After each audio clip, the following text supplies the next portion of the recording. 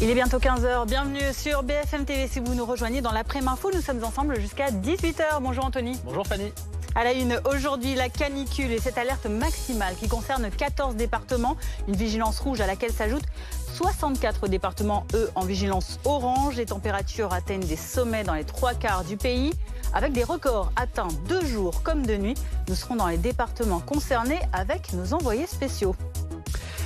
L'armée russe ne s'apprête pas à mettre fin à la guerre. Nouvelle mise en garde de Volodymyr Zelensky à 3 jours de la rencontre entre Donald Trump et Vladimir Poutine en Alaska sur le sort de l'Ukraine.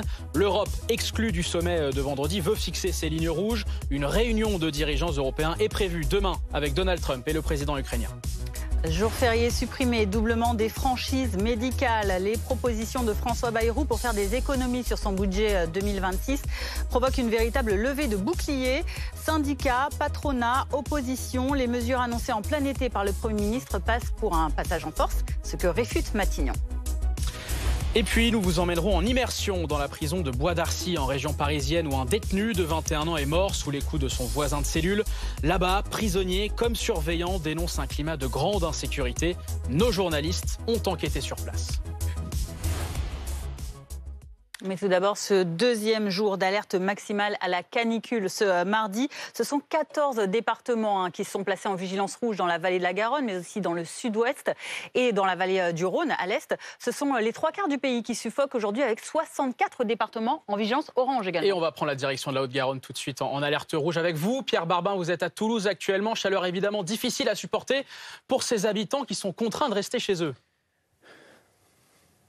Oui, d'ailleurs, on était il y a quelques minutes dans la rue plutôt déserte, mais c'est vrai qu'une fois qu'on est à l'intérieur, dans les appartements, c'est tout aussi compliqué. Volets fermés, fenêtres fermées. Ici, dans cet appartement, on ne sait pas combien il fait vraiment, mais il fait aller facilement 30 degrés. C'est difficilement supportable. On est chez Corentin, vous êtes chez vous. Bon, comment c'est là? C'est difficile de résister à la chaleur? Ouais, c'est très difficile, c'est pas évident du tout. Enfin, il fait extrêmement chaud, même si je fais pas beaucoup de mouvements, j'essaie de rester le plus immobile possible.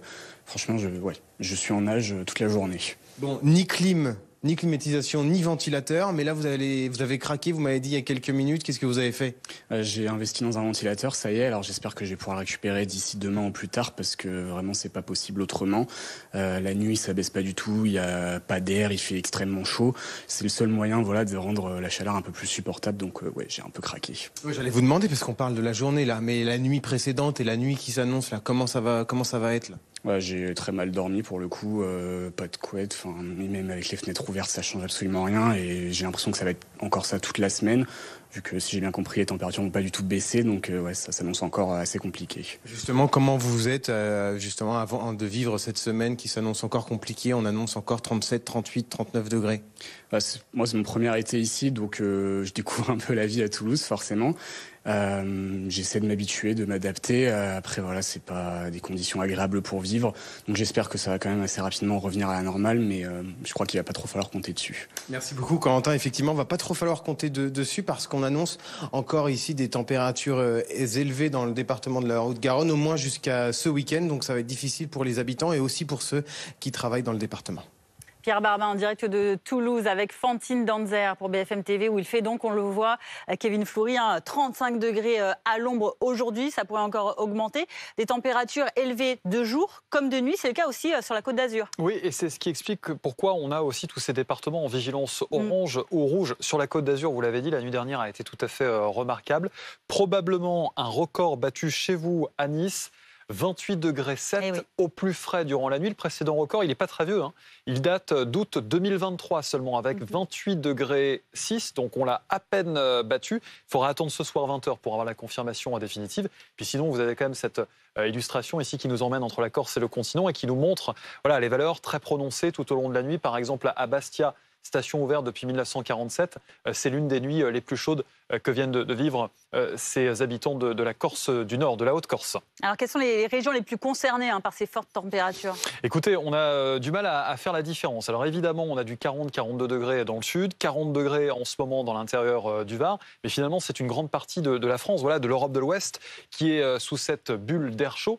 Sur cette carte, je vous rajoute volontairement les vents. Regardez, ça, c'est toutes les rafales de vent, l'air marin que l'on voit très nettement ici.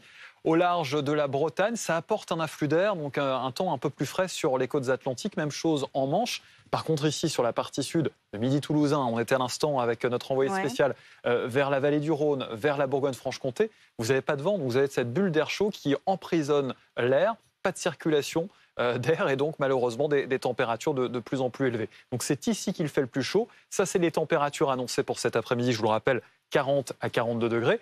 Et demain, vous allez voir également ces valeurs de plus en plus hautes. En Bourgogne-Franche-Comté, on parle de 40 degrés jusque dans les rues d'Auxerre. Donc on est très loin de la fin de la canicule pour le moment. Ouais. Merci beaucoup pour ces précisions, Kevin. À tout à l'heure. Une chaleur qui affecte également les infrastructures, notamment les transports en commun. Ce matin, sur RMC, le ministre des Transports, Philippe Tabarot, a fait le point sur les suppressions préventives de lignes SNCF. Écoutez. Combien de trains ont été supprimés par la SNCF ? Une vingtaine. 10 trains pour la journée d'aujourd'hui. Donc, je pense qu'il faut remettre les choses en place par rapport à ça. Des personnes qui ont été prévenues il y a une semaine de ces annulations. Pour autant, cette décision prise par la SNCF n'est pas glorieuse, mais elle est réaliste et précautionneuse par rapport à l'état du matériel aujourd'hui. Et c'est le cas aussi pour 64 départements, ces conditions climatiques avec des départements en vigilance orange canicule, donc 64. Parmi eux, la région parisienne et la Seine-et-Marne, où on vous retrouve, Frédéric Fernandez, vous êtes à Chelles pour BFM TV. Il fait très chaud, on est en milieu urbain, c'est très vite étouffant et heureusement, les habitants, les touristes, pour eux, il y a aussi les bords de rivière. Exactement, il fait déjà 33 degrés en ce début d'après-midi ici donc à Chelles. Vous l'avez dit, on est en Seine-et-Marne. Alors on est un petit peu à l'extérieur justement de ces milieux urbains, mais il fait quand même très très chaud. Alors bien sûr, certains ne résistent pas à aller se baigner, mais on rappelle quand même qu'il est interdit bien sûr de se baigner notamment et de sauter des ponts. Vous voyez sur ce pont, eh bien il y a déjà eu beaucoup d'accidents ces dernières semaines, ces derniers mois et chaque année il y a donc des accidents et des gens donc qui se baignent malgré cette interdiction. C'est votre cas, Saïf. Bonjour, racontez-moi un petit peu. Vous, ça ne vous a pas freiné cette interdiction de se baigner? Non, effectivement, ça m'a pas freiné parce que avec les températures qui sont extrêmement élevées, on essaye de trouver le moyen le plus possible de se rafraîchir. Effectivement, ici, on a un point d'eau. Certes, il est interdit de se baigner, mais on fait en sorte de rester au plus près.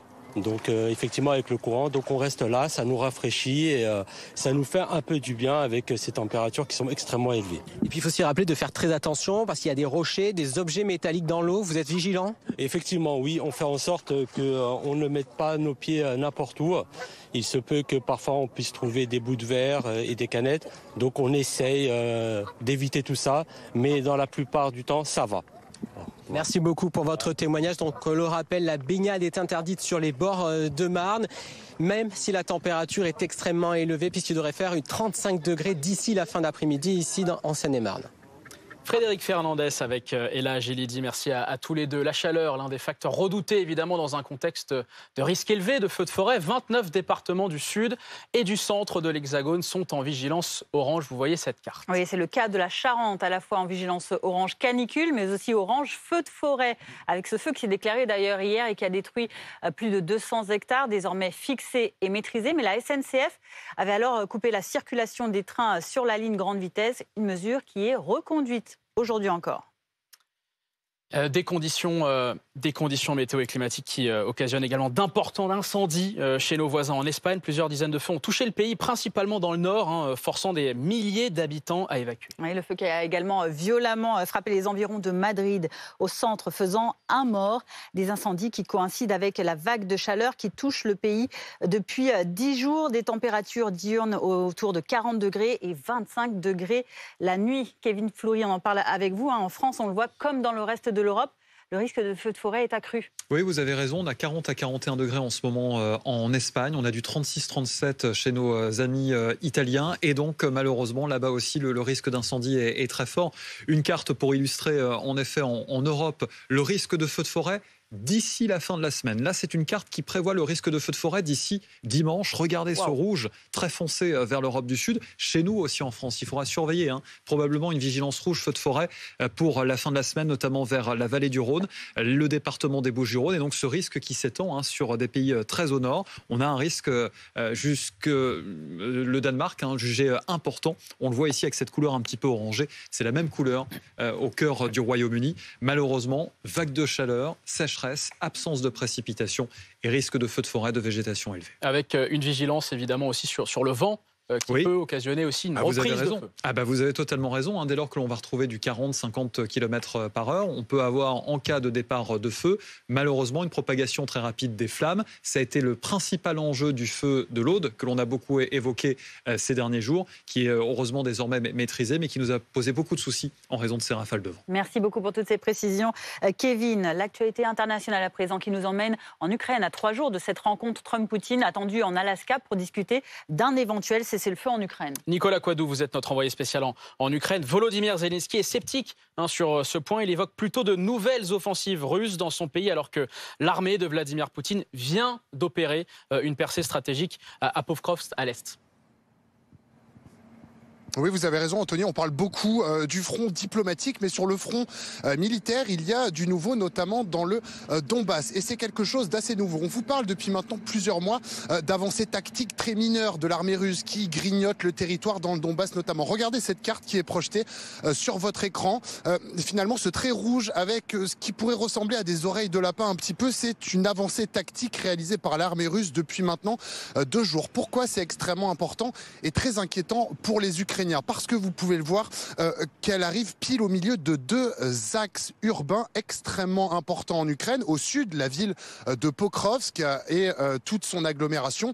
Et au nord, la ville d'Alexandrivka avec également Konstantinivka ou encore la ville de Kramatorsk. On ne parle pas de petits villages avec quelques centaines d'habitants. On parle de villes qui en avaient plusieurs dizaines de milliers avant la guerre et qui sont donc des nœuds logistiques extrêmement importants pour l'armée ukrainienne. Alors, qu'est-ce qui a pu se passer pour qu'en seulement quelques jours, l'armée russe perce? Évidemment, l'armée ukrainienne communique très peu là-dessus. Brouillard de guerre oblige. Mais selon les analystes militaires qui ont déjà pu regarder la situation de très près, il y a bien évidemment un manque d'hommes ukrainiens pour tenir la ligne de front et une stratégie russe qui est celle que je vais vous expliquer. L'idée, c'est d'envoyer des petits groupes de soldats, 4 ou 5 soldats, pour tester les lignes de défense. Et finalement, vous voyez que ça a marché puisqu'ils ont réussi à percer les lignes de défense ukrainiennes et désormais poursuivre leur avancée. Alors, est-ce qu'elle va rester dans le temps, cette avancée? Pour l'instant, l'Ukraine a envoyé de nouvelles brigades pour tenter de contenir cette avancée. Il faudra donc suivre ça d'extrêmement près. En tout cas, c'est une des nouvelles les plus importantes sur le front depuis plusieurs mois. Et elle est, encore une fois, au désavantage de l'Ukraine. Merci Nicolas Coadou en direct de Dnipro avec Théo Touché pour BFM TV. On en parle avec nos invités. Ulrich Bouna, bonjour. Analyste géopolitique, spécialiste de l'Europe. Nous sommes également avec Romain Mielcaracq, bonjour. Journaliste défense BFM TV, auteur de l'Emoujik, la France dans les griffes des espions russes. Je voudrais commencer avec vous, Romain, sur cette percée à Pokrovsk. Elle n'est pas anodine, cette percée stratégique. C'est une volonté russe, ça illustre la volonté russe de conquête du Donbass? Alors c'est sûr que les Russes font effort pour achever leur contrôle des 2 oblasts qui constituent le Donbass, les 2 régions qui constituent le Donbass. Ce qu'on observe, c'est que ces percées, en réalité, elles se multiplient. Il y a de plus en plus de petites avancées comme ça des Russes tout le long de cette partie du front. Avant de savoir si c'est concluant au niveau tactique, il va falloir voir si les Russes arrivent, une fois la percée réalisée, à prendre des positions, à sécuriser ces positions et ensuite à poursuivre leur avancée contre les Ukrainiens.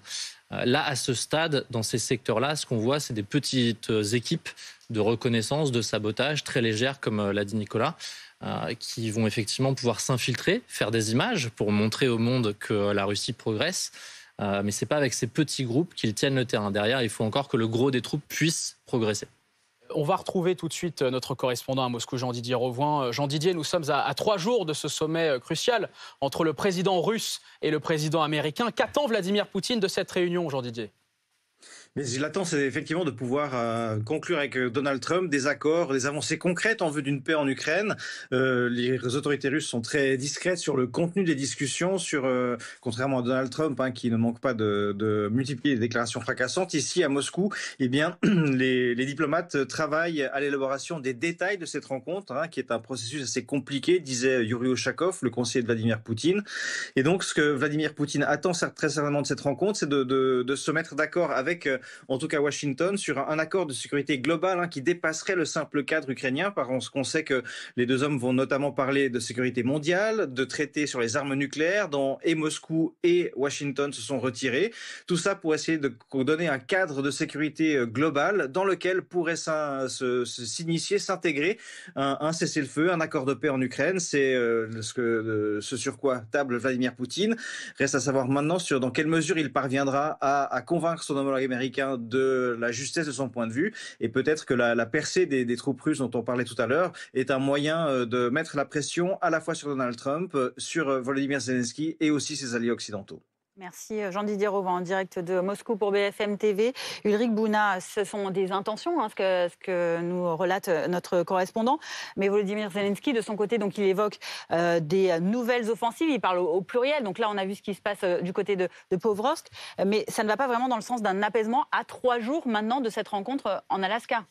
Non, des nouvelles offensives, en fait, ça fait plus d'1 an que la Russie est à l'offensive. Donc oui, la Russie essaie de pousser à peu près partout où elle peut et elle voit où ça craque.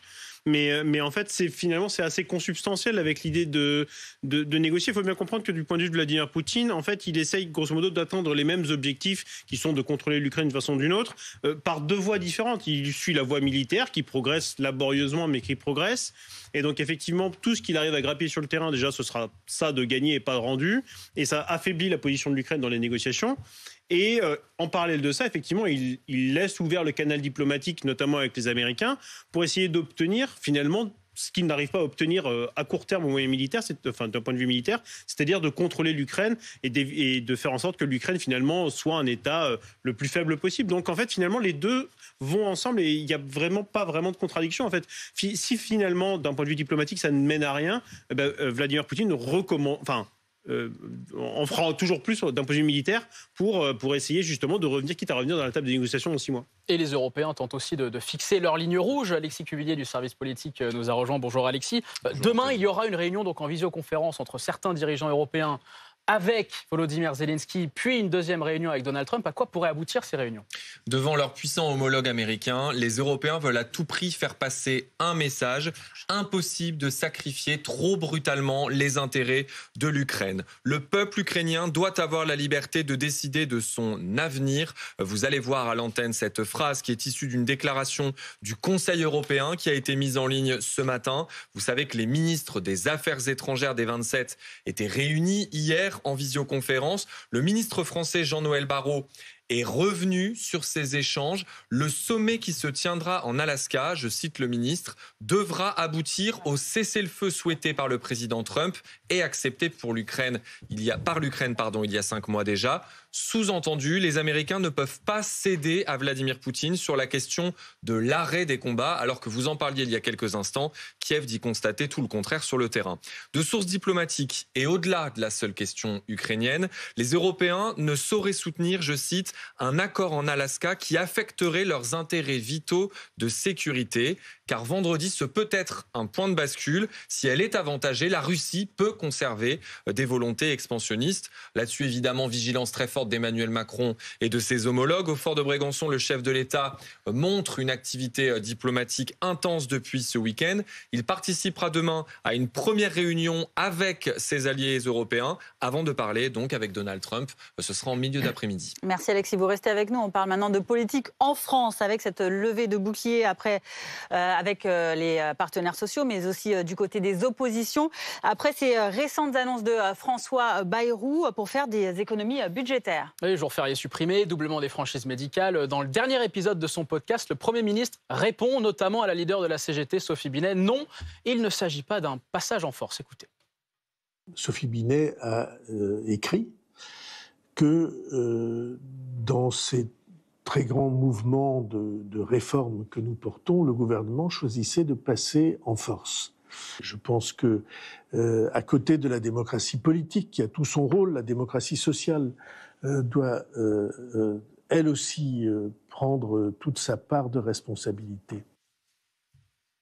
Alors, Alexis, il y a des mesures qui ont été annoncées, qui ont été contestées de toutes parts, mais au-delà des mesures, il y a aussi le timing qui interroge, qui crispe un peu avec cette idée justement de passer derrière en douce pendant l'été ces mesures. En tout cas, c'est bien comme ça que les partenaires sociaux analysent cette situation. Des documents de cadrage envoyés au cœur de l'été, des décrets qui se préparent sur le sujet des franchises médicales, le reste à charge pour les patients, et puis cette contrainte qui a été imposée aux organisations syndicales, dire avant le 1er septembre, c'est dans pas si longtemps, s'ils acceptent de négocier sur les jours fériés. Vous l'avez entendu à l'instant, le Premier ministre continue de défendre sa méthode. C'est vrai, les organisations ne sont pas prises par surprise. L'essentiel des mesures ont été présentées dans leurs grandes lignes à l'occasion de l'expression de François Bayrou sur le budget le mois dernier. Si les partenaires sociaux décident de ne pas participer aux discussions, peuvent-ils manquer une occasion d'influer sur ce budget? Un dialogue social, je cite, ouvert jusqu'au 30 septembre, assure Matignon. Et à la fin, dernier mot au Parlement. C'est en tout cas ce qu'assure François Bayrou, où il est menacé à l'Assemblée nationale d'une censure de toutes parts sur ce projet de loi de finances si controversé. Depuis ses congés estivaux, Marine Le Pen est sortie du silence hier pour redire tout le mal qu'elle pensait de la suppression de 2 jours fériés. Merci beaucoup Alexis du service politique de BFM TV. On parle à présent de ce violent vol à l'arraché qui s'est déroulé dimanche à Mulhouse dans le Haut-Rhin. Maxime Cliérusa du service police-justice BFM TV. La victime est une dame âgée de 82 ans. Oui, les faits se sont déroulés dimanche. La victime était sur le parking d'une église, l'église Sainte-Marie à Mulhouse, lorsqu'un homme en vélo est arrivé pour lui arracher son sac. La victime a résisté. C'est à ce moment-là qu'elle a été traînée au sol sur 2 mètres par son agresseur, ce dernier qui a ensuite pris la fuite. Les policiers sont arrivés pour procéder aux constatations et récolter le témoignage de la victime. C'est à ce moment-là qu'une autre femme, âgée elle de 78 ans, s'est approchée des policiers pour déclarer qu'elle avait elle-même subi, au moment de se rendre à l'office religieux, le même type d'agression, à savoir un homme à vélo qui lui a arraché cette fois-ci son sac. Heureusement, pas de blessure physique pour cette deuxième victime. En revanche, elle est restée sous le choc de cette agression. Le parquet de Mulhouse qui nous confirme cette fois bien qu'une enquête a bien été ouverte pour violence sur personnes vulnérables. Une enquête confiée au commissariat de Mulhouse. À notre connaissance, pas d'interpellation pour le moment dans cette affaire. Et le suspect est toujours activement recherché, Maxime. Tout à fait. Et la préfecture a d'ailleurs réagi en indiquant qu'elle apportait son soutien aux victimes de ces agressions. Merci à Maxime Cliérusa. Paul Congé est avec nous également du service police-justice BFM TV avec cette enquête maintenant que vous avez menée avec notre rédaction sur les violences en milieu carcéral. Vous avez notamment intégré la prison de Bois d'Arcy dans les Yvelines où un jeune homme de 21 ans est décédé sous les coups de son voisin de cellule il y a quelque temps avec des dénonciations de violences à la fois des détenus mais aussi des surveillants de cet établissement. Expliquez-nous ce que vous avez vu. Oui, absolument. On s'est rendu à la prison de Bois d'Arcy pour 2 raisons. Déjà, beaucoup de surpopulation et ensuite beaucoup de violence. Près de 1000 détenus pour 472 places dans cet établissement pénitentiaire des Yvelines. Et on s'est rendu compte en allant là-bas que cette surpopulation, elle aggrave véritablement tous les problèmes. Elle saute aux yeux dès que vous arrivez.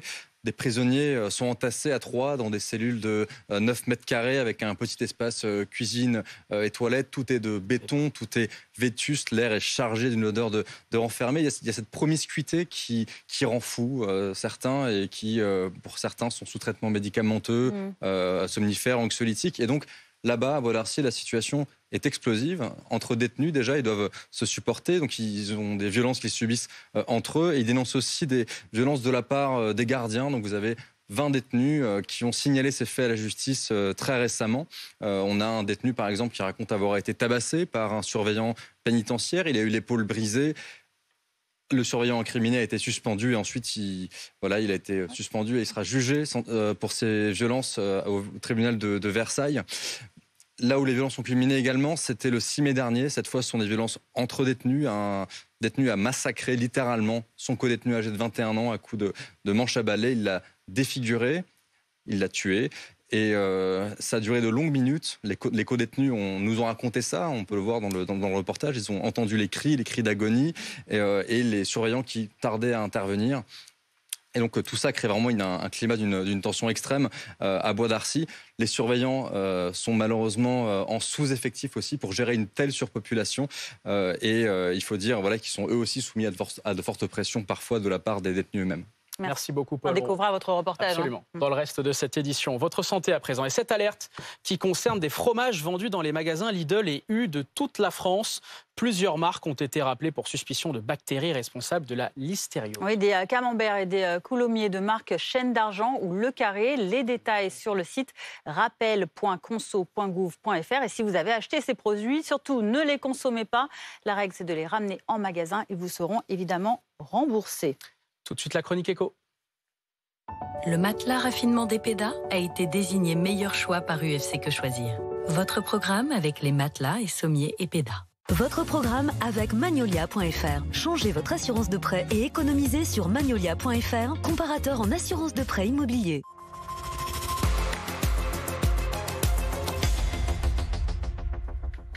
Le matin, au réveil ou après un bon repas, le café et le plaisir de nombreux Français, c'est ton cas ? Je m'y suis mis récemment. Voilà, on aime tout ça.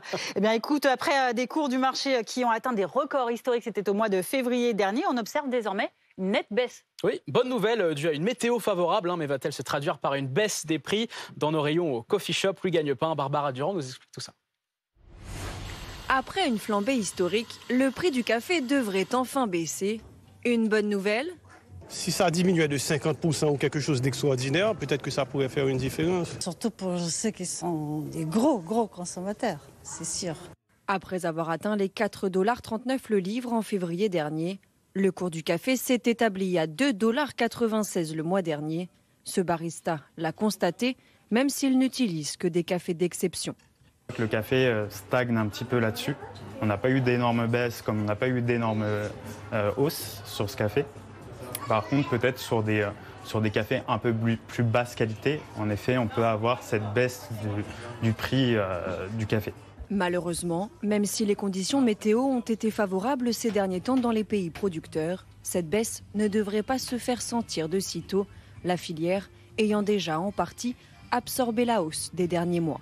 De la même manière que vous n'aviez peut-être pas, en tant que consommateur, ressenti la hausse, vous ne ressentirez certainement pas la baisse dans les semaines à venir. Si les récoltes de fin 2025 se passent sans accroc climatique, la pression sur les cours mondiaux pourrait encore retomber et donner en 2026 un goût beaucoup moins amer à votre café.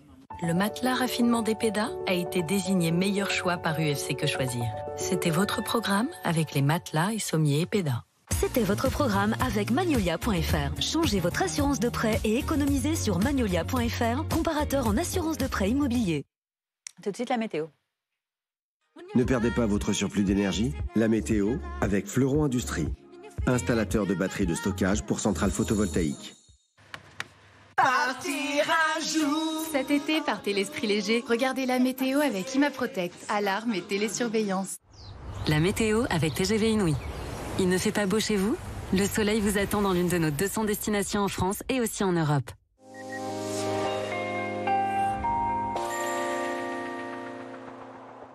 Bonjour, 28,7 degrés relevé cette nuit au plus frais ici sur la Côte d'Azur à Nice. C'est tout à fait exceptionnel. C'est d'ailleurs peut-être un nouveau record de température minimale. On aura la confirmation ce soir à 20h par les services de Météo France. Le précédent record, il n'est pas très vieux. Il date d'août 2023 avec à l'époque 28,6 degrés. La Côte d'Azur sous le soleil comme un bon nombre de territoires, on le verra dans un instant. Alors le orange reste déployé à peu près partout, entre Bonifacio et Dunkerque pour la canicule évidemment. On a encore une vigilance rouge évidente entre le Bordelais et l'Aude, et puis sur ces 4 territoires qui ont été rajoutés très tôt ce matin à 6h en vigilance rouge également canicule. Regardons l'état du ciel avec très peu de nuages, quelques développements orageux probables pour la suite de votre journée vers les Pyrénées, le Massif central et les Alpes du Sud. Attention, des orages assez forts, ils peuvent s'accompagner de grêle. Et demain, le risque orageux, il existera encore, mais il sera plus à l'ouest et en plaine. Vers le Bordelais, vers l'Anjou, avec les premières averses de pluie, donc les premiers craquements de tonnerre. On retrouvera d'ailleurs ce risque orageux sur une grande partie ouest de la France dans l'après-midi. Alors avec de temps en temps de très belles éclaircies, mais vous allez voir en effet ces nuages gonflés se développer dans le ciel et évoluer jusqu'à l'orage. Attention au risque de grêle, de fortes pluies. Et surtout au vent, paramètre vent à surveiller, localement rafale à 90, voire 100 km/h dans une ambiance évidemment toujours très chaude. Alors voici l'évolution de la masse d'air. Il faut imaginer ici une grande cloche qui empêche l'air de circuler, les températures donc de baisser. La nuit prochaine, insupportable à Toulouse, 25 degrés de température minimale, 27-28 encore vers la Côte d'Azur, et puis dans l'après-midi, 38, 39, 40 degrés jusqu'à Auxerre. De nouveau affiché également pour Lyon, il fera 39 entre les deux à Dijon, à Clermont-Ferrand également. Très chaud, 38 degrés évidemment aussi pour le midi toulousain. Bon courage, la canicule donc se poursuit. C'était la météo avec fleuronindustrie.com. Isolation thermique par l'extérieur pour réduire vos dépenses énergétiques et embellir votre maison. Partir un jour sans retour. C'était la météo avec ImaProtect, alarme et télésurveillance. C'était la météo avec TGV Inouï. Alors, dans laquelle de nos 200 destinations allez-vous chercher le soleil ? Bientôt 15h30 sur BFM TV. Merci beaucoup d'être avec nous. À la une, la canicule s'intensifie et la France suffoque. 14 départements sont en vigilance rouge selon Météo France. Les autorités appellent à la prudence pour les personnes les plus fragiles. Comment vivez-vous ces chaleurs exceptionnelles ? Nous serons à vos côtés dans cette édition. La Russie prépare de nouvelles offensives. C'est l'avertissement de Volodymyr Zelensky. À 3 jours du sommet entre Donald Trump et Vladimir Poutine, les troupes russes qui ont opéré une importante percée dans la zone de Donetsk, région de l'Est de l'Ukraine que Moscou veut annexer. Le président ukrainien le martèle, il refuse tout compromis territorial. Dans l'actualité également, le gouvernement qui veut doubler le montant des franchises médicales. L'exécutif vise 2 milliards d'euros d'économies. Les prix des médicaments et des consultations vont augmenter. François Bayrou veut, je cite, responsabiliser les patients. Colère et indignation des syndicats et des associations. Je vous le disais en titre, une chaleur écrasante et des nuits étouffantes. La canicule s'étend. Les 3/4 du pays sont en alerte. 14 départements sont en vigilance rouge. Parmi eux, il y a le Rhône en alerte maximale avec plus de 40 degrés attendus aujourd'hui. Une vigilance toute particulière évidemment pour les personnes âgées. Romain Ethuin, vous êtes à Villeurbanne et justement vous êtes à leur côté. Quelles mesures ont été prises pour les aider ? Bien écoutez, les mesures, elles sont concrètes. Dehors, là, actuellement, à Villeurbanne, il fait 39 degrés, ce qui est très étouffant. Là, on est à l'intérieur de cette résidence autonome pour seniors et vous pouvez voir que la température, elle est climatisée. Elle est à 24 degrés, 24 petits degrés. C'est nettement moins qu'à l'extérieur et justement, les résidents, ils en profitent pour jouer aux cartes. On va tout de suite rejoindre Gilbert. Gilbert, vous êtes en train de jouer à la belote, c'est ça ? À la belote coincée. Ouais. Alors expliquez-nous un petit peu, là, vous qui êtes à l'intérieur depuis tout à l'heure, c'est quand même beaucoup plus agréable d'être ici que dehors. C'est-à-dire, c'est très agréable ici parce que, premièrement, il y a la clim dans toutes les salles d'animation, la salle d'animation, le restaurant, et là, quand il fait très chaud, on nous autorise à descendre la nuit. C'est ouvert toute la nuit quand il fait des grosses chaleurs comme ça. Alors avec vos amis, là, vous venez souvent dans cette salle rafraîchie ici, là ? Tous les jours, on vient tous les jours de la semaine. Et le mercredi et le vendredi, on arrive à faire 2 tables parce qu'il y a des gens de l'extérieur qui viennent pour jouer à la belote ou au tarot. Au final, quand vous êtes ici, vous craignez pas trop la canicule, ça va à peu près ? Non, parce qu'on nous donne souvent à boire ou des glaces. Et puis, ils passent souvent pour voir si on boit bien. C'est vraiment surveillé, quoi. C'est une résidence, si au point de vue personne âgée, c'est très surveillé quand il y a les grosses chaleurs comme ça. Très bien, merci beaucoup en tout cas Gilbert. Profitez bien de votre partie. Donc en effet, la température elle va continuer de grimper, vous l'avez dit. On devrait dépasser les 40 degrés aujourd'hui à Villeurbanne. Romain Ethuin, Mathias Arez en direct de Villeurbanne dans le Rhône. Vigilance évidemment avec nos aînés, les corps qui sont mis à rude épreuve face à ces fortes chaleurs aussi pour les travailleurs. Oui, réorganisation des horaires, fourniture de bouteilles d'eau fraîche, ventilation ou encore pause supplémentaire. Comment les salariés s'organisent-ils pour faire face à cette canicule ? C'était un reportage de Yélise Kirazi. 7 heures, le marché de Cagnes-sur-Mer s'installe avec déjà 27 degrés. Pour décharger, certains optent pour une tenue allégée, un short de bain pour ce primeur. Sous les parasols des étals, la semaine va être difficile. Le thermomètre va dépasser les 40 degrés. Pour d'autres, pas question de changer de tenue. Ce boulanger mise sur l'hydratation et les pauses fraîcheur. Pour avoir moins chaud, un petit ventilateur qui est pas si mal. Une deuxième clim pour faire un peu d'air frais. Et puis après, la clim au plafond, mais on n'arrive pas à faire le froid. Dans son laboratoire, la température dépasse facilement les 50 degrés, même la nuit, dès qu'il lance les cuissons. Celui-là, c'est le four à pizza. Celui-là, on le monte à 300, 350. Là, quand on ouvre comme ça, il y a toute la chaleur qui sort et il fait très chaud. Les appareils, c'est aussi le cauchemar de Jeannette. Le fer à repasser, les chaleurs pas possible, et toute la vapeur va sur moi. Plus la source de chaleur qui est derrière. Dans son pressing, hier, la température a avoisiné les 50 degrés. Cette gérante a finalement adapté ses horaires. Je profite de travailler le matin de bonne heure et ensuite j'arrête tout. Toutes les sources de chaleur à partir de 13h. En période de canicule, si la chaleur représente un danger pour le salarié, l'employeur est tenu d'adapter les tâches et les horaires de travail. De l'eau fraîche doit aussi être mise à disposition des salariés. Et avec nous, Kevin Fleury du service météo de BFM TV. Kevin, on en est où des températures cet après-midi? Est-ce que la barre des 40 degrés a été franchie? Oui, la barre des 40 degrés a été dépassée, notamment dans le département du Var. Et quand on regarde des stations, on va dire secondaires du réseau Météo France, c'est peut-être un petit peu moins fiable en raison de l'environnement autour. On a même du 41, parfois 42 degrés. Mais si on se concentre sur les valeurs principales, donc celles qui sont fiables, relevées un peu partout sur le territoire, voilà, on dépasse les 40 degrés au Luc. On est vraiment dans le centre du département du Var, pour ceux qui ne connaissent pas. On a du 38 degrés en vallée du Rhône, 37 degrés pour Lyon. Donc on est pile poil dans les prévisions de Météo France. Tout est correct et ça va continuer de grimper.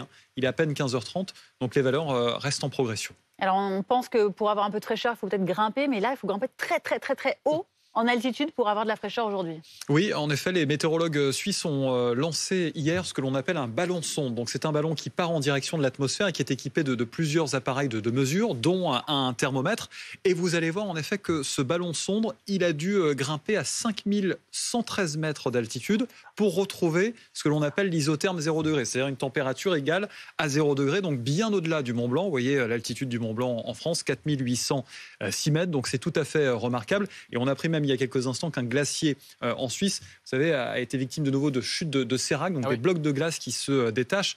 Bon, c'est pas une grande surprise malheureusement avec ces températures positives également à très haute altitude. Oui, alors jusqu'à quand ça va durer? Fin de semaine, début de semaine prochaine?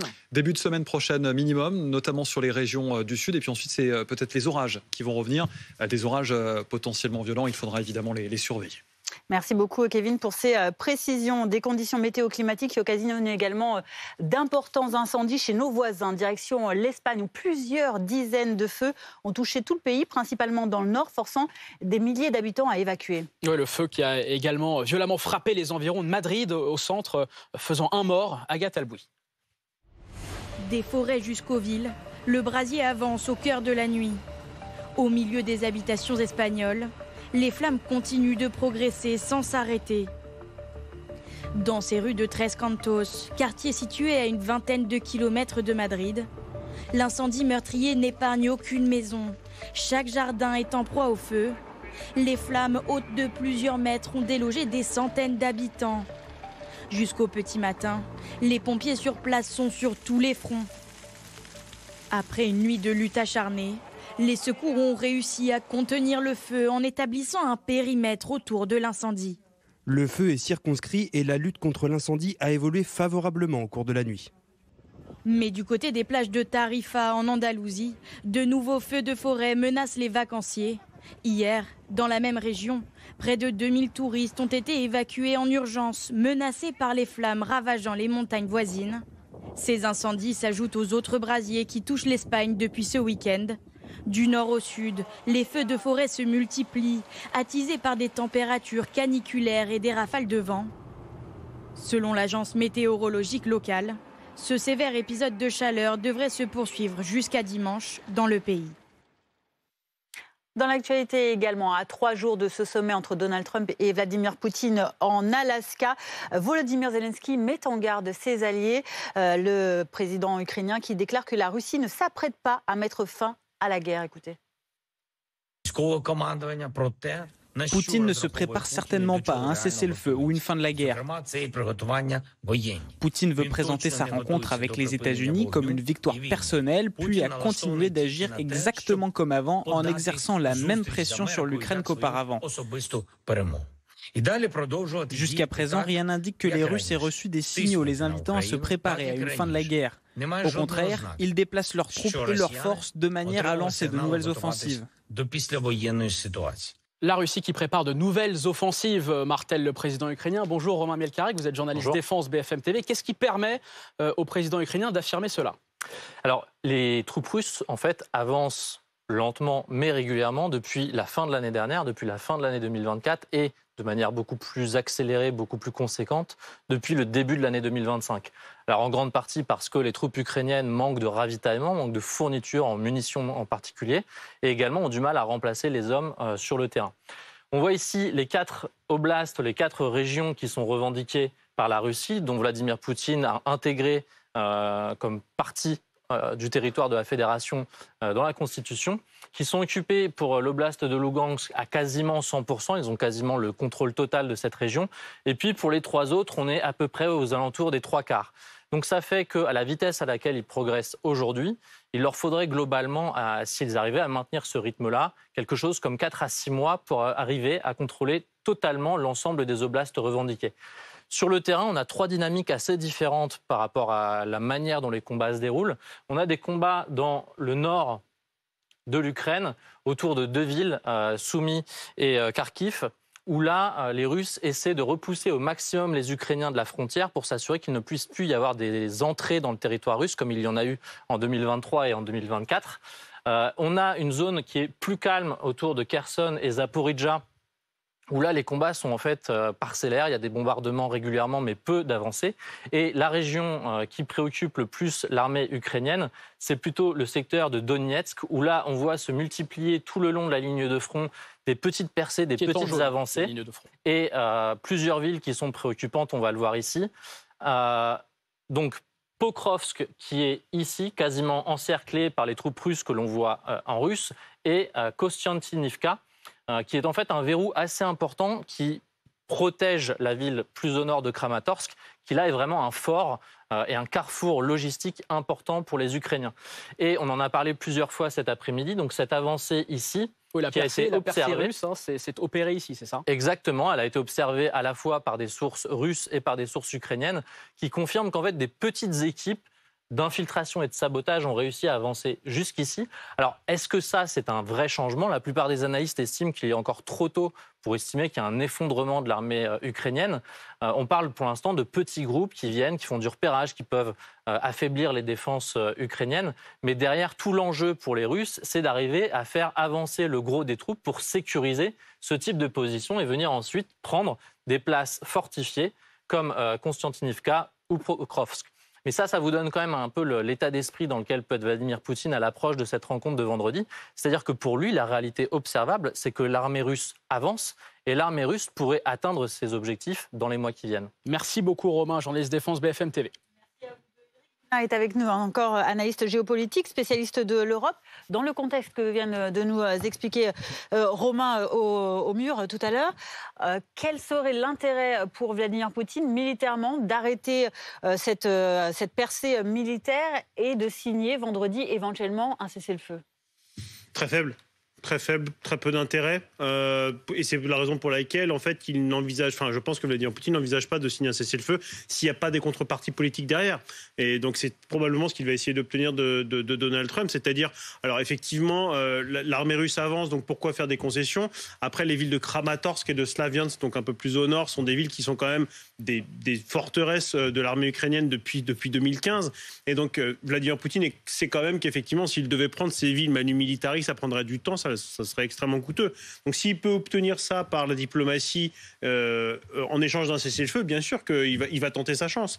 Mais si jamais ça ne fonctionne pas et que Donald Trump ne lui offre pas ça sur un plateau, eh bien il en reviendra à sa solution initiale, qui est la solution militaire. Puisque pour l'instant, effectivement, il n'y a pas du tout de pression suffisante de la part notamment de Donald Trump pour faire en sorte que finalement Vladimir Poutine se dise que c'est beaucoup trop coûteux en fait, finalement, de continuer sur la voie militaire. Et Donald Trump va-t-il lâcher Volodymyr Zelensky? C'est la question qu'on se pose, parce que hier, il a une nouvelle fois affirmé qu'il y aura un échange de territoire dans le cadre des discussions pour un cessez-le-feu. Et on en discute avec notre correspondant à Washington, Antoine Lard. Bonjour Antoine. Le président américain qui hier, en conférence de presse, on l'a suivi en direct sur BFM TV, a paru et a même dit carrément qu'il était très agacé par le comportement du président ukrainien. Oui, au sujet de ces fameux échanges de territoire, en fait, lorsque Trump utilise cette formule, c'est une façon polie de dire que l'Ukraine va devoir céder une partie de son territoire à la Russie. Dans la tête du président américain, ça ne fait aucun doute, il va falloir redécouper l'Ukraine, redessiner les frontières. Or ça, on le sait, c'est une ligne rouge pour Volodymyr Zelensky. Et Trump s'en agace. Hier, il s'est dit contrarié par le refus de Kiev. Ce qu'on remarque également, c'est que le président américain semble de plus en plus perméable à la propagande russe. Il laisse un peu entendre à demi-mot que Zelensky est un obstacle à la paix. Il a même déclaré que le président ukrainien avait reçu l'autorisation de faire la guerre et de tuer plein de gens. Une sorte de renversement des rôles, comme si c'était l'Ukraine qui avait déclenché ce conflit. L'autre élément plutôt inquiétant pour les Ukrainiens, c'est que Donald Trump a clairement laissé entendre que Zelensky n'est pas le bienvenu en Alaska vendredi. En tout cas, s'il vient, il n'aura pas sa place à la table des discussions. Trump s'engage simplement à l'appeler après la réunion pour lui faire un compte-rendu détaillé. Par courtoisie, il sera le premier informé, dit Trump. Une formulation qui fait craindre que les présidents russes et américains se mettent d'accord sur le dos de l'Ukraine et que par la suite, Zelensky se retrouve mis devant le fait accompli. Trump, enfin, qui menace de se désengager de son rôle de médiateur si rien ne bouge. Et ça aussi, ce serait donner une sorte de victoire à Vladimir Poutine qui pourrait ainsi continuer la guerre et continuer à grappiller des territoires ukrainiens sur le champ de bataille.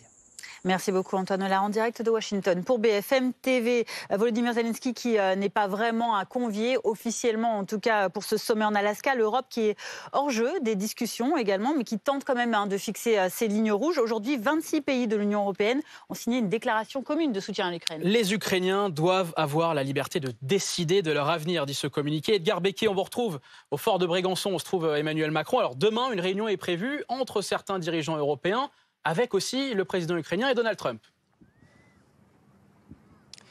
Oui, actualité internationale oblige intense. Le président de la République suivra cette réunion en visioconférence depuis le fort de Brégançon. Une réunion en visioconférence qui a deux objectifs. Le premier pour l'Europe, ça va être en fait d'exister, d'essayer de faire entendre sa voix dans ces négociations pour la paix. Et puis le deuxième objectif pour les Européens, ça va être de se coordonner, d'adopter une position commune à quelques jours de ce sommet entre Donald Trump et Vladimir Poutine en Alaska. Parce qu'on le rappelle, les dirigeants européens ne sont pas conviés à cette rencontre entre le président américain et le président russe. Demain, il y aura en tout 3 visioconférences du côté des dirigeants européens. Le premier avec le dirigeant ukrainien Volodymyr Zelensky, le deuxième avec le président américain Donald Trump et une troisième réunion aura également lieu, cette fois avec les pays membres de la coalition des volontaires, des pays majoritairement européens qui soutiennent l'effort de guerre de l'Ukraine. Et puis peut-être un petit mot aussi, hier a eu lieu un Conseil européen extraordinaire des affaires étrangères avec la présence de Jean-Noël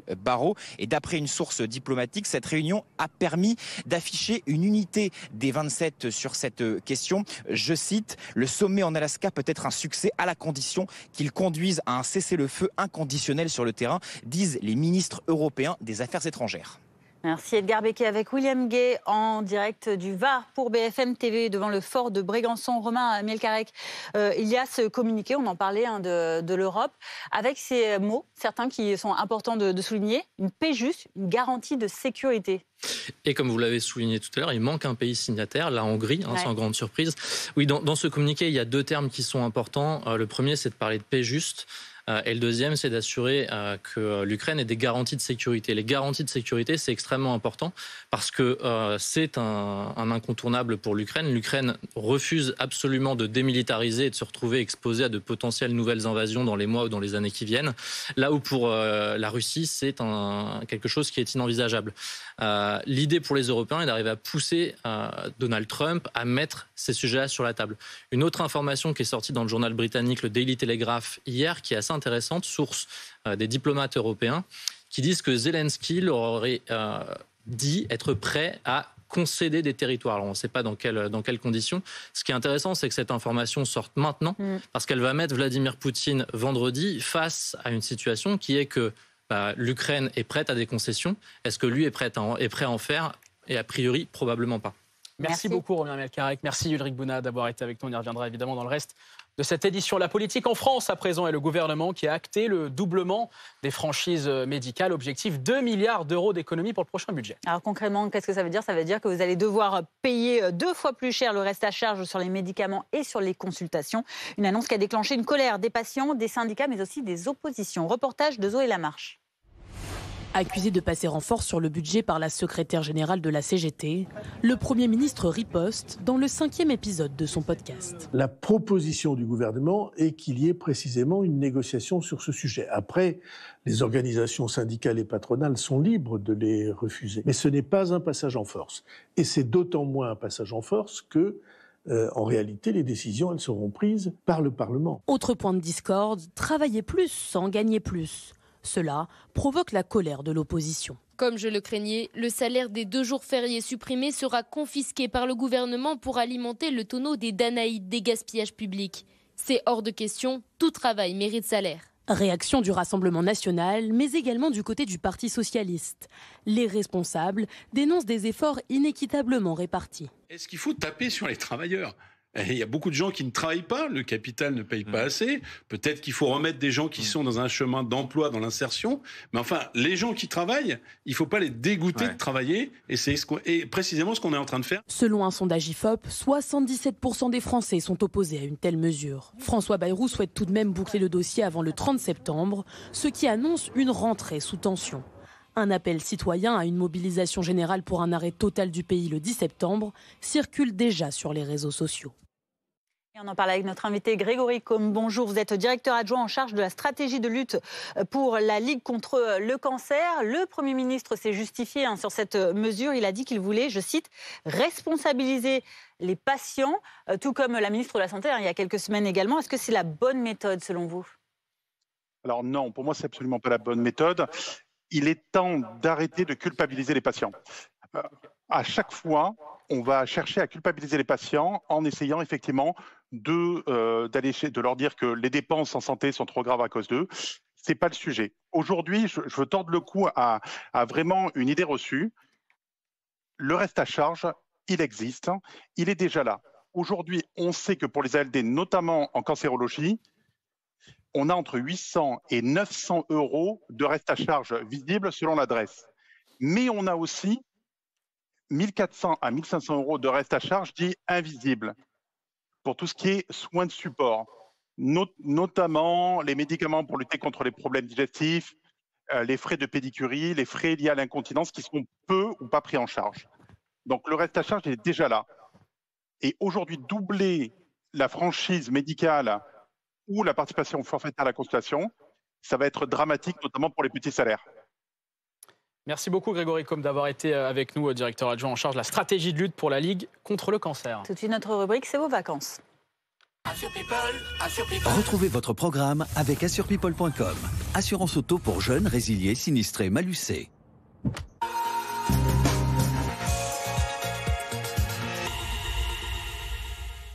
Et cette semaine encore, on vous prouve qu'il n'est pas nécessaire de faire des milliers de kilomètres pour trouver des paysages magnifiques. En France, les paysages spectaculaires existent aussi bien dans notre hexagone. Et c'est parti pour le Colorado avec François Pitrel et Louis Gagnepin qui nous emmènent au Far West et dans le sud de la France. Regardez.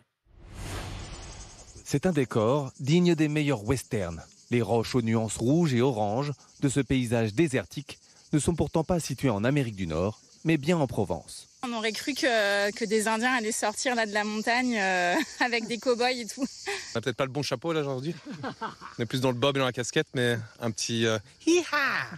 Les falaises de plusieurs dizaines de mètres de haut ont été façonnées par la main de l'homme. Pendant près de 100 ans, ici, on a exploité l'ocre, cette terre chargée en fer qui lui donne sa couleur. Mais contrairement aux idées reçues, l'ocre servait assez peu à la fabrication de peinture, mais plutôt à la production d'objets en caoutchouc.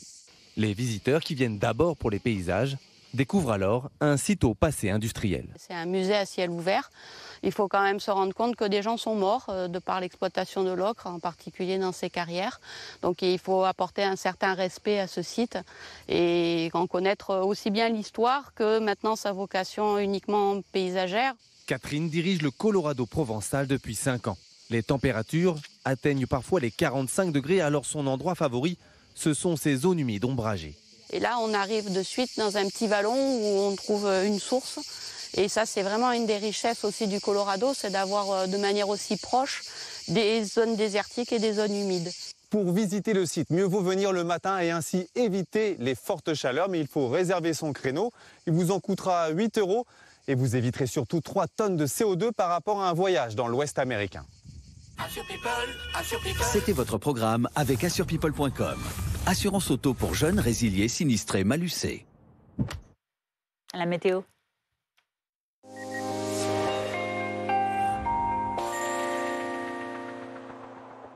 Bonjour, 28 degrés 7 relevé cette nuit au plus frais ici sur la Côte d'Azur à Nice. C'est tout à fait exceptionnel. C'est d'ailleurs peut-être un nouveau record de température minimale. On aura la confirmation ce soir à 20h par les services de Météo France. Ce précédent record, il n'est pas très vieux. Il date d'août 2023 avec à l'époque 28 degrés 6. La Côte d'Azur sous le soleil comme un bon nombre de territoires, on le verra dans un instant. Alors le orange reste déployé à peu près partout, entre Bonifacio et Dunkerque pour la canicule évidemment. On a encore une vigilance rouge évidente entre le Bordelais et l'Aude, et puis sur ces 4 territoires qui ont été rajoutés très tôt ce matin à 6h en vigilance rouge également canicule. Regardons l'état du ciel avec très peu de nuages, quelques développements orageux probables pour la suite de votre journée vers les Pyrénées, le Massif central et les Alpes du Sud. Attention, des orages assez forts, ils peuvent s'accompagner de grêle. Et demain, le risque orageux, il existera encore, mais il sera plus à l'ouest et en plaine. Vers le Bordelais, vers l'Anjou, avec les premières averses de pluie, donc les premiers craquements de tonnerre. On retrouvera d'ailleurs ce risque orageux sur une grande partie ouest de la France dans l'après-midi. Alors avec de temps en temps de très belles éclaircies, mais vous allez voir en effet ces nuages gonflés se développer dans le ciel et évoluer jusqu'à l'orage. Attention au risque de grêle, de fortes pluies. Et surtout au vent, paramètre vent à surveiller, localement rafale à 90, voire 100 km/h, dans une ambiance évidemment toujours très chaude. Alors voici l'évolution de la masse d'air. Vous pouvez imaginer ici une grande cloche qui empêche l'air de circuler, les températures donc de baisser. La nuit prochaine, insupportable à Toulouse, 25 degrés de température minimale, 27-28 encore vers la Côte d'Azur, et puis dans l'après-midi, 38, 39, 40 degrés jusqu'à Auxerre. De nouveau affiché également pour Lyon, il fera 39 entre les deux à Dijon, à Clermont-Ferrand également. Très chaud, 38 degrés évidemment aussi pour le Midi toulousain. Bon courage, la canicule donc se poursuit. La météo des plages avec rudducommerce.fr. High-tech, livres, jeux, bricolage, tous les produits de l'été sont sur rudducommerce.fr. Regardez la météo avec entrediscount.com. Yes! Entrediscount.com, numéro 1 français des fournitures scolaires en ligne.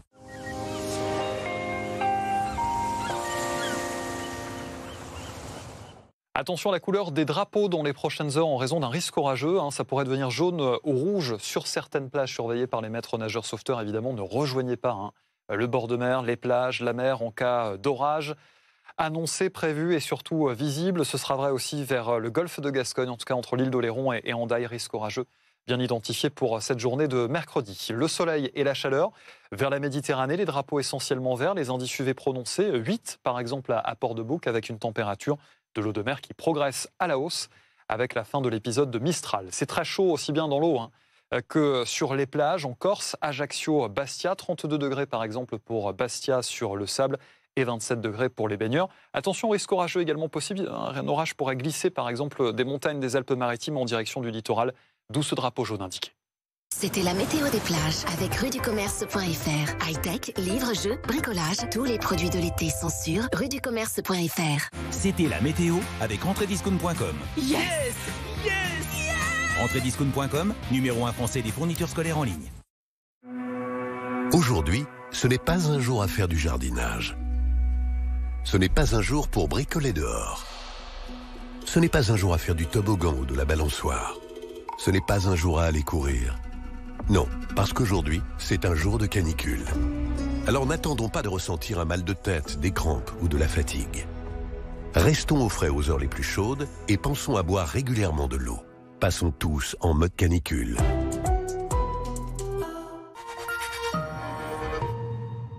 Mister Auto, pour tous ceux qui entretiennent leur auto, qui filent dans la ville, qui s'évadent chaque week-end ou qui roulent des mécaniques. Avec Mister Auto, cliquez et recevez la pièce ou l'accessoire qu'il vous faut pour toutes les façons de bouger, toujours à nos meilleurs prix. Trouvez tous les produits SKF sur mister-auto.com. Mister Auto, click, get and move. Si vous êtes jeune conducteur, résilié, sinistré ou malucé, il est presque impossible de trouver une assurance. Heureusement, depuis plus de 20 ans, AssurePeople.com est là et sera toujours là pour vous. Rendez-vous sur AssurePeople.com pour assurer tout de suite votre voiture. Moka a passé des années enfermée dans une cage. Vénus a été percutée par une voiture après avoir été abandonnée. Polly a été vendue sur un site internet comme un simple objet. 45 000 animaux chaque année ont besoin d'être soignés et protégés. En faisant un don de 10 € par mois, devenez compagnon SPA et sauvez des vies.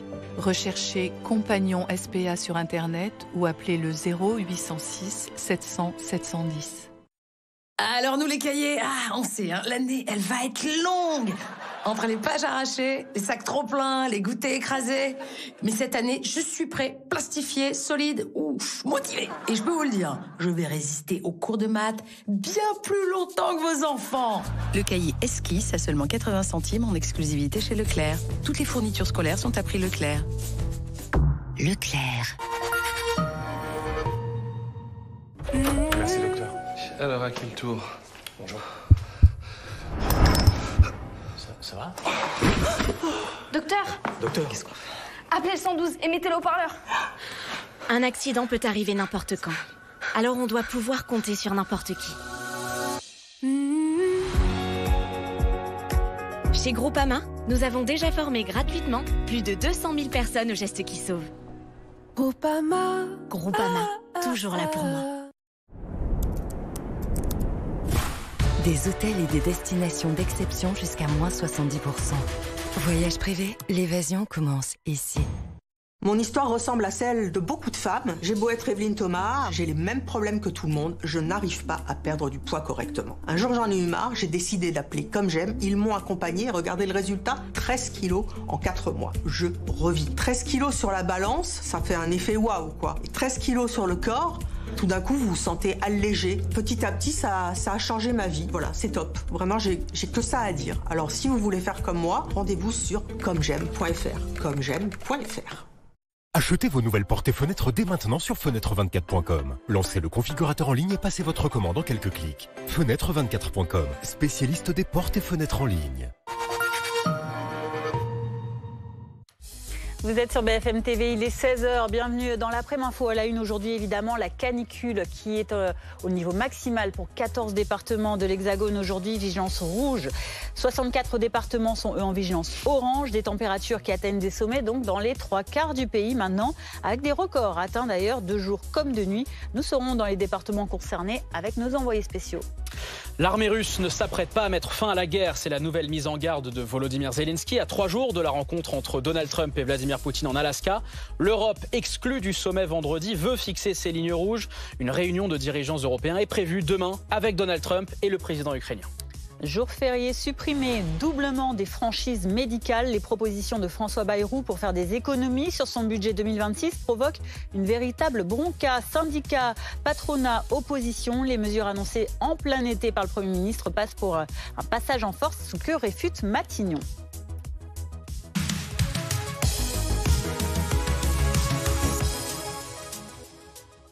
Deuxième journée d'alerte maximale à la canicule. Aujourd'hui, 14 départements sont placés en vigilance rouge dans la vallée de la Garonne, dans le sud-ouest ou encore dans la vallée du Rhône et à l'est. Et on prend la direction justement d'une zone rouge en Haute-Garonne. Avec vous, Pierre Barbin, vous êtes à Toulouse où il fait très chaud et pour certains travailleurs de la restauration, c'est compliqué. Oui, c'est compliqué. Près de 40 degrés cet après-midi. On frôle en ce moment même les 40 degrés. C'est bien plus en ressenti. C'est compliqué pour tout le monde. Surtout, justement, vous l'avez dit, pour ceux qui travaillent à l'extérieur. C'est votre cas, Steven. Vous êtes serveur de ce bar-restaurant. On commençait là de vivre la canicule en ce moment ici. On la vit plus ou moins, on s'y adapte en fait. Moi après j'ai la chance d'être au bar, donc j'arrive à m'hydrater quand même beaucoup. on le retranspire direct, mais on s'y habitue. Quand c'est sur la longueur, en vrai, après on le sent quasiment plus. Mais c'est vrai que ça commence à faire beaucoup plus la nuit pour nous, en fait, quand on rentre à la maison. La chaleur qui part pas, c'est plus ça le souci. Après, au travail, on s'y habitue. Ouais, parce que même là, votre terrasse, elle est à l'ombre en grande partie, mais même à l'ombre, il fait une chaleur de dingue. Ouais, même à l'ombre. Après, c'est plus à l'intérieur au final, parce qu'en plus, on a des travaux sur la route, donc on est obligé de tout fermer. Mais ouais, le macadam refait ressurgir la chaleur, et c'est vrai que c'est pas évident, même sous les parasols. Ouais. Là, vous attendez, vous me disiez le plus compliqué, ça va être les jours qui vont s'enchaîner en fait. Ouais, c'est l'accumulation des jours. Hein. On disait comme une journée, ça va, mais 2, 3, 4, une semaine, ça commence à être compliqué. Ouais. Ouais. Surtout quand c'est habitué aux petites températures de 28, 27 degrés. Donc, ouais. Merci beaucoup Steven, on vous laisse retourner travailler. Effectivement, il va falloir s'y habituer parce qu'on annonce de fortes chaleurs ici dans le département de la Haute-Garonne, au moins jusqu'à ce week-end. Merci Pierre Barbin avec Fantine Danzer en direct de Toulouse, en Haute-Garonne. Nous sommes également avec Kevin Fleury pour parler de ces températures qui grimpent, de jour comme de nuit. C'est le cas notamment sur la Côte d'Azur aussi. Oui, exactement. Je vous propose de regarder tout d'abord la carte de vigilance. On le rappelle, il y a un certain nombre de départements placés en vigilance rouge entre le Bordelais et l'Aude. Et évidemment sur le centre-est, on était en plein cœur de la Haute-Garonne et vous m'avez posé la question de cette nuit en effet très compliquée sur la Côte d'Azur.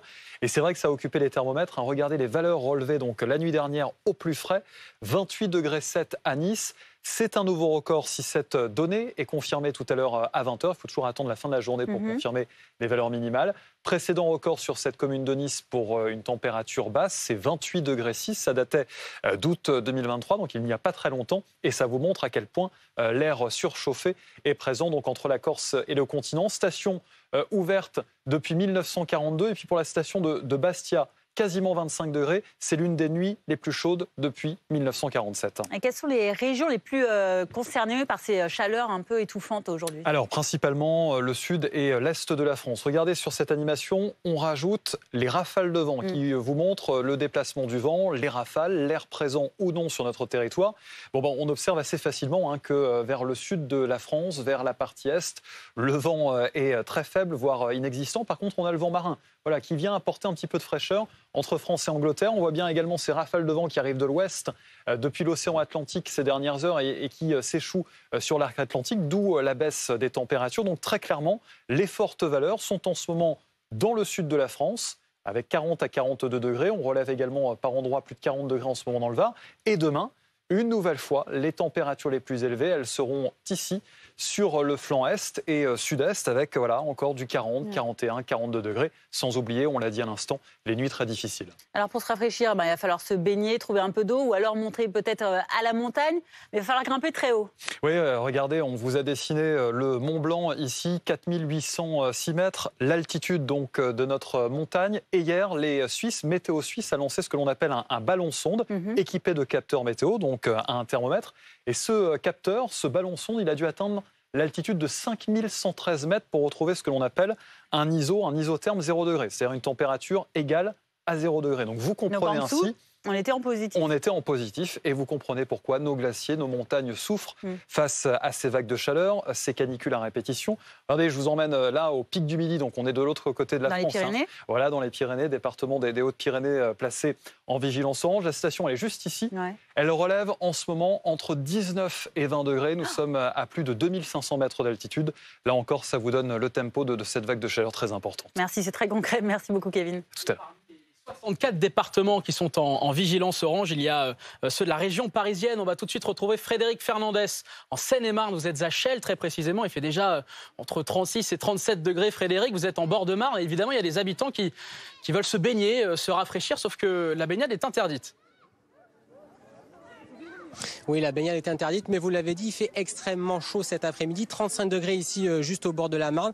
Baignade interdite, mais certains n'ont pas résisté. Et donc, forcément, je me trouve avec vous, Saïf. Vous m'avez dit, il y a quelques minutes, vous avez assisté à une scène assez particulière, puisque comme la baignade est interdite, il y a en fait la police municipale qui est arrivée.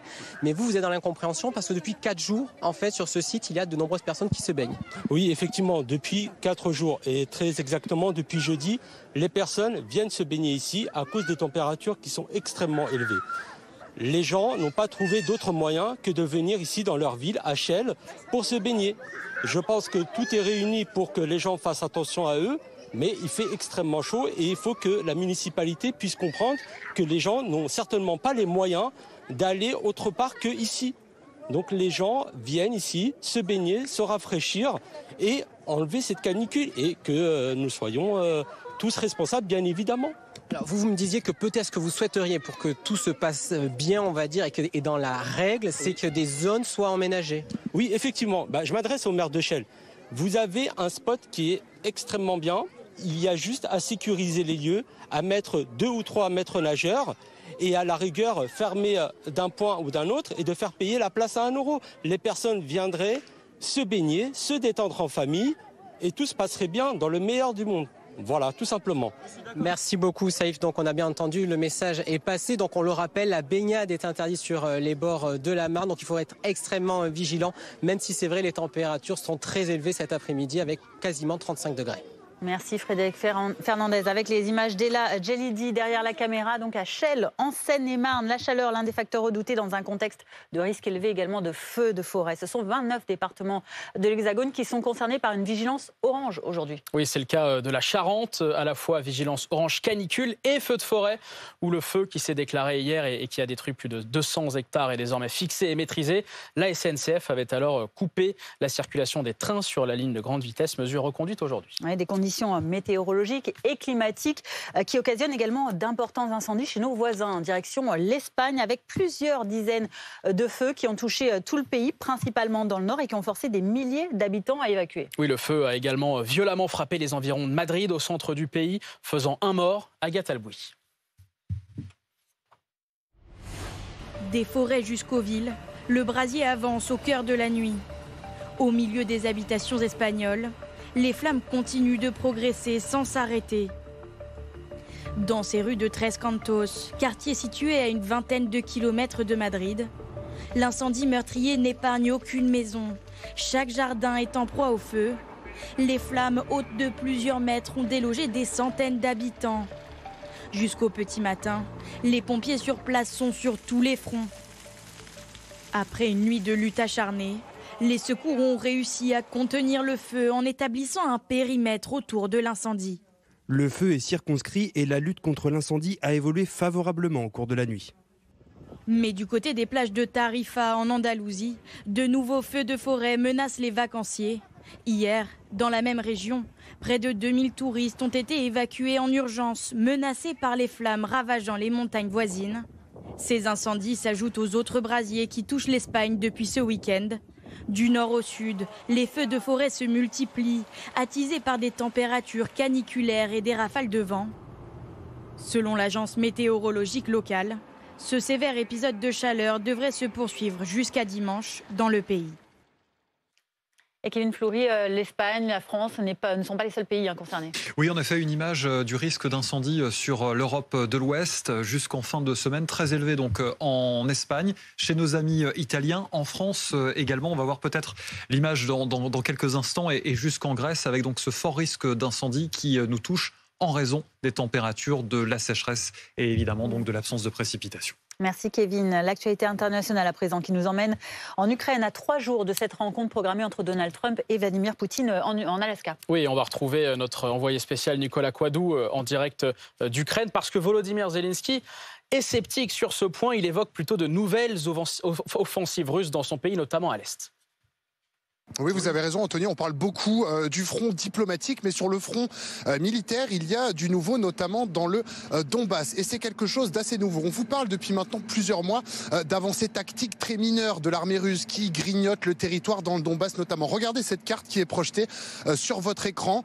Finalement, ce trait rouge avec ce qui pourrait ressembler à des oreilles de lapin un petit peu, c'est une avancée tactique réalisée par l'armée russe depuis maintenant 2 jours. Pourquoi c'est extrêmement important et très inquiétant pour les Ukrainiens? Parce que vous pouvez le voir, qu'elle arrive pile au milieu de 2 axes urbains extrêmement importants en Ukraine. Au sud, la ville de Pokrovsk et toute son agglomération.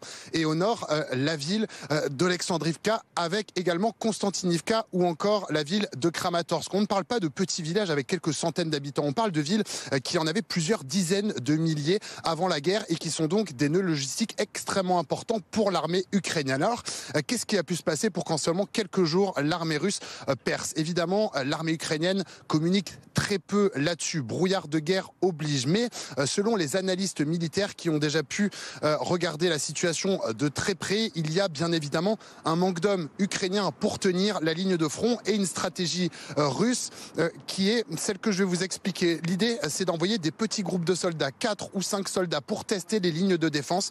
Et finalement, vous voyez que ça a marché puisqu'ils ont réussi à percer les lignes de défense ukrainiennes et désormais poursuivre leur avancée. Alors, est-ce qu'elle va rester dans le temps, cette avancée? Pour l'instant, l'Ukraine a envoyé de nouvelles brigades pour tenter de contenir cette avancée. Il faudra donc suivre ça d'extrêmement près. En tout cas, c'est une des nouvelles les plus importantes sur le front depuis plusieurs mois. Et elle est, encore une fois, au désavantage de l'Ukraine. On en parle en plateau avec Ulrich Bouna, toujours avec nous, Romain Mielcarek également. Sur cette percée, Romain, on a vu, on est à 3 jours maintenant de cette rencontre donc, en Alaska entre le président américain et le président russe. Et sur le terrain, le président russe qui continue comme si de rien n'était. Alors, percée, attention, pour l'instant, on ne sait pas exactement de quoi il s'agit. Ce qui est confirmé, ce qu'on a pu observer sur des images qu'on arrive à localiser dans ces secteurs-là, c'est qu'il y a au moins un groupe, peut-être plusieurs, de reconnaissance et sabotage. Donc c'est des tout petits groupes d'hommes très légers qui vont s'infiltrer le plus près possible de la ligne et qui vont essayer, de faire de la reconnaissance, donc de voir s'il y a des points faibles dans le dispositif ukrainien qui pourraient être exploités pour avancer ou pour trouver des cibles à désigner pour l'artillerie et pour les dronistes. Et puis qui vont faire du sabotage, c'est-à-dire que si à un moment ils repèrent par exemple un bâtiment dans lequel il y a des soldats en train de faire de la surveillance et de la protection, jeter une grenade à l'intérieur ou ce genre de choses pour en gros fragiliser le dispositif et trouver des endroits où il y a des opportunités. Une fois que ce type de groupe a pu avancer un petit peu, l'enjeu pour les forces russes, ça va être de faire avancer de l'infanterie, des groupes un peu plus nombreux et un peu plus solides qui derrière vont occuper le terrain, sécuriser les positions et là vraiment obliger les Ukrainiens à reculer. Ulrich Bouna, Donald Trump, hier en conférence de presse, affirmait encore, d'ailleurs à l'affirmative, il n'utilisait plus le conditionnel, qu'il y aura un échange de territoire. Qu'est-ce qu'il cherche, le président américain? Une victoire politique très rapide au détriment de l'intégrité territoriale de l'Ukraine? Oui, en fait, ce qu'il cherche à obtenir, c'est effectivement un cessez-le-feu qu'il pourra brandir par la suite. Et pour le coup, effectivement, si on veut avancer extrêmement rapidement avec les Russes, qui pour le coup restent relativement inflexibles, la seule façon d'arriver à un accord avec Vladimir Poutine le plus rapidement possible, c'est de s'aligner finalement le plus possible sur ses positions. Dans le fond des choses, que effectivement les territoires qui sont occupés par la Russie actuellement soient de facto reconnus comme territoires occupés. Je pense qu'il y a un consensus général là-dessus, même côté ukrainien. En revanche, là où ça pose véritablement question, c'est quand Donald Trump dit que des territoires qui sont ukrainiens et contrôlés par l'Ukraine depuis 2014, enfin depuis l'indépendance finalement, en fait, vont devoir être transférés à la Russie. Là, ça pose vraiment problème parce que finalement, là, effectivement, c'est même plus une question de guerre, c'est que, grosso modo, les États-Unis décideraient, grosso modo, pour l'Ukraine et pour les Européens. On va prendre la direction de Moscou pour rejoindre Jean-Didier Rovoin, notre correspondant en Russie. Jean-Didier, qu'attend Vladimir Poutine de cette rencontre de vendredi avec le président américain ? Écoutez, Vladimir Poutine l'a répété, martelé depuis quasiment le début du conflit. Il veut s'attaquer aux causes profondes de ce conflit et trouver une solution de paix durable. Ça veut dire qu'il ne va certainement pas se satisfaire d'un simple cessez-le-feu. Il y a déjà eu plusieurs tentatives en ce sens. On a vu que ni les Ukrainiens ni les Russes ne l'ont respecté. La question qui se pose, c'est dans quelle mesure est-ce que Vladimir Poutine va parvenir à convaincre Donald Trump de l'amener sur le terrain qu'il arrange, c'est-à-dire arriver à négocier un accord de sécurité globale en Europe sur le principe des accords d'Helsinki de 1975 qui permettrait de redéfinir un certain équilibre des forces en Europe. Les deux hommes vont notamment parler du traité sur les armes nucléaires dont et Moscou et Washington se sont retirés, ce qui veut bien dire que les discussions vont dépasser le simple cadre du conflit ukrainien, mais c'est à travers un accord de paix ou un accord de sécurité, disons, au niveau en tout cas européen, qu'on va arriver à négocier une solution pour la crise ukrainienne. Alors, quelles sont ses modalités? Pour l'instant, le Kremlin ne les a pas mentionnées. Donald Trump a parlé d'échange de territoire, c'est possible. Reste à savoir si Moscou s'en satisfera et dans quelle mesure est-ce que les solutions prônées publiquement, fanfaronnées par Donald Trump publiquement, vont trouver une application concrète dans les négociations qu'il aura avec Vladimir Poutine. C'est ce qu'on saura vendredi après la rencontre des deux présidents. Et ce sera un tête-à-tête entre Donald Trump et Vladimir Poutine. Merci beaucoup Jean-Didier Rovoin. Sans Volodymyr Zelensky, sans les Européens non plus, Alexis Cuvillier du service politique de BFM TV. On sent que les Européens veulent faire entendre leur voix. Demain, il y aura plusieurs réunions, c'est ça qui seront organisées ? Plusieurs réunions organisées et notamment une réunion très importante en milieu d'après-midi avec Donald Trump. Devant leur puissant homologue américain, les Européens vont vouloir passer à tout prix un message: impossible de sacrifier entièrement les intérêts de l'Ukraine. Le peuple ukrainien doit avoir la liberté de décider de son avenir. Cette phrase est issue d'une déclaration du Conseil européen qui a été mise en ligne ce matin. Vous savez que les ministres des Affaires étrangères des 27 étaient réunis hier en visioconférence. Le ministre français Jean-Noël Barrot est revenu sur ces échanges. Le sommet qui se tiendra en Alaska, je cite le ministre, devra aboutir au cessez-le-feu souhaité par le président Trump et accepté par l'Ukraine il y a 5 mois déjà. Sous-entendu, les Américains ne peuvent pas céder à Vladimir Poutine sur la question de l'arrêt des combats, alors que, on en parlait il y a quelques instants, Kiev constate le contraire sur le terrain. De sources diplomatiques et au-delà de la seule question ukrainienne, les Européens, je cite, ne sauraient soutenir un accord en Alaska qui affecterait leurs intérêts vitaux de sécurité. Vendredi, ce peut être un point de bascule. Si elle est avantagée, la Russie peut continuer d'entretenir des volontés expansionnistes. Vigilance donc d'Emmanuel Macron et des homologues européens. Au fort de Brégançon, le chef de l'État montre une activité diplomatique intense depuis ce week-end. Il participera avant cette rencontre avec Donald Trump à une première réunion de coordination avec les Européens et il rencontrera ensuite, à l'issue de cette rencontre avec l'Américain, il s'entretiendra avec les pays de la coalition des volontaires, ceux qui, notamment en Europe, veulent continuer à aider à tout prix l'Ukraine. Merci Alexis, merci également Ulrike et à Romain. On en reviendra sur cette actualité évidemment dans notre prochain journal. Vous restez avec nous pour parler également de cette politique en France avec cette levée de bouclier qui s'opère à la fois des partenaires sociaux mais aussi des oppositions après les récentes annonces faites par le Premier ministre François Bayrou pour faire des économies budgétaires. Jour férié supprimé, doublement des franchises médicales. Dans le dernier épisode de son podcast, le Premier ministre François Bayrou répond notamment à la leader de la CGT, Sophie Binet. Non, il ne s'agit pas d'un passage en force. Écoutez. Sophie Binet a écrit que dans ces très grands mouvements de réforme que nous portons, le gouvernement choisissait de passer en force. Je pense que, à côté de la démocratie politique, qui a tout son rôle, la démocratie sociale doit, elle aussi, prendre toute sa part de responsabilité. Alexis, on voit ça avec vous, au-delà des mesures donc très contestées de toutes parts, il y a aussi ce timing qui crispe un peu au cœur de l'été. Oui, et c'est en tout cas ce timing qui est surinterprété par les partenaires sociaux. Des documents de cadrage envoyés au cœur de l'été, des décrets qui se préparent sur le sujet sensible des franchises médicales, le reste à charge pour les patients, et puis cette contrainte qui a été imposée aux organisations syndicales, dire avant le 1er septembre s'ils acceptent de négocier sur les jours fériés. Vous l'avez entendu, le Premier ministre, il continue de défendre sa méthode. C'est vrai, les organisations ne sont pas prises complètement par surprise. L'essentiel des mesures ont été présentées dans leurs grandes lignes à l'occasion de cette conférence de presse. Vous vous en souvenez de François Bayrou sur le budget, c'était le 15 juillet dernier. Si les partenaires sociaux décident de ne pas participer aux discussions, peuvent-ils manquer une occasion d'influer sur ce budget? C'est en tout cas ce que veut faire comprendre et ce que veut essayer de dire Matignon, en assurant qu'un dialogue social sera ensuite bien ouvert, et ce jusqu'au 30 septembre. Et à la fin, dernier mot au Parlement, assure François Bayrou. Le Parlement où le Premier ministre est menacé de censure de toutes parts sur ce projet de loi de finances si controversé. Depuis ses congés estivaux, Marine Le Pen, hier, est sortie du silence pour redire tout le mal qu'elle pensait de la suppression de 2 jours fériés. Merci beaucoup Alexis Cuvillier, chef adjoint du service politique. La rentrée politique va être quelque peu explosive en septembre. Comme souvent. On parle à présent de ce violent vol à l'arraché qui s'est déroulé dimanche à Mulhouse. C'est dans le Haut-Rhin. Maxime Clé-Ruza nous a rejoint. Vous êtes journaliste police-justice pour BFM TV. Quel âge avait la victime? La victime était âgée et est toujours âgée de 82 ans. Elle a été agressée dimanche alors qu'elle se trouvait sur le parking de l'église Sainte-Marie. C'est à Mulhouse dans le Haut-Rhin. La La victime est alors en possession de son sac à main lorsqu'un individu, une personne à vélo se présente à elle et tente de lui arracher ce sac. Elle résiste, tente de garder son sac et elle a alors violemment traîné au sol sur 2 mètres par son agresseur. Un accident, une agression qui lui vaut 45 jours d'interruption totale de travail ainsi qu'une fracture du bassin.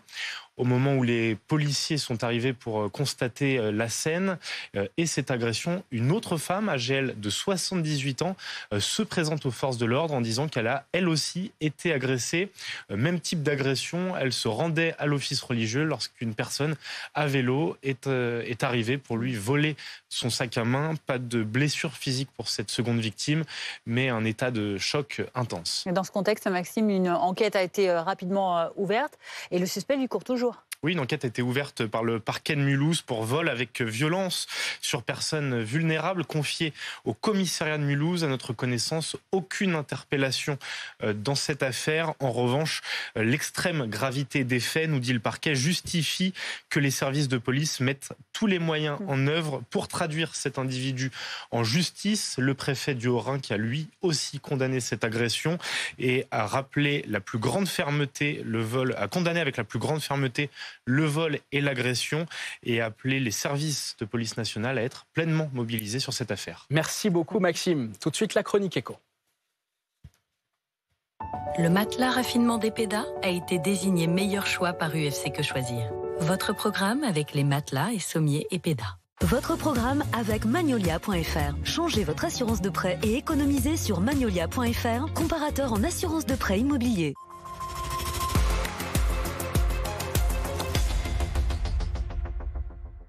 Le matin, au réveil ou après un bon repas, le café et le plaisir de nombreux Français, c'est ton cas ? Je m'y suis mis récemment. Voilà, on aime tout ça. Eh bien écoute, après des cours du marché qui ont atteint des records historiques, c'était au mois de février dernier, on observe désormais une nette baisse. Oui, bonne nouvelle due à une météo favorable, mais va-t-elle se traduire par une baisse des prix dans nos rayons au coffee shop? Louis Gagnepin, Barbara Durand nous explique tout ça. Après une flambée historique, le prix du café devrait enfin baisser. Une bonne nouvelle ? Si ça diminuait de 50% ou quelque chose d'extraordinaire, peut-être que ça pourrait faire une différence. Surtout pour ceux qui sont des gros consommateurs, c'est sûr.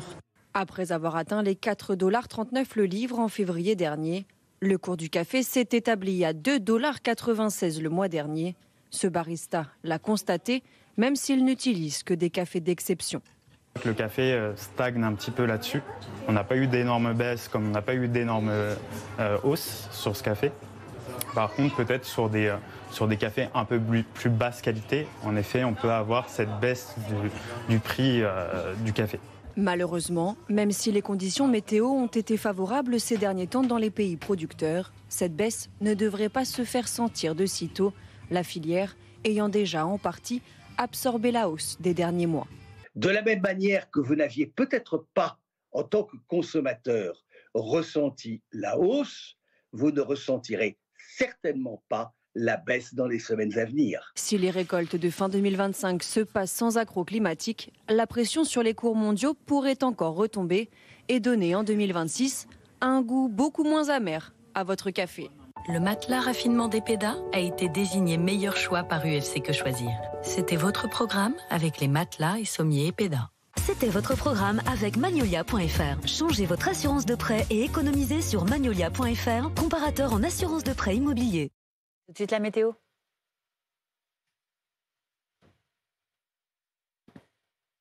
Ça va venir. Dans quelques secondes, on vous promet. Vous savez déjà qu'il fait chaud.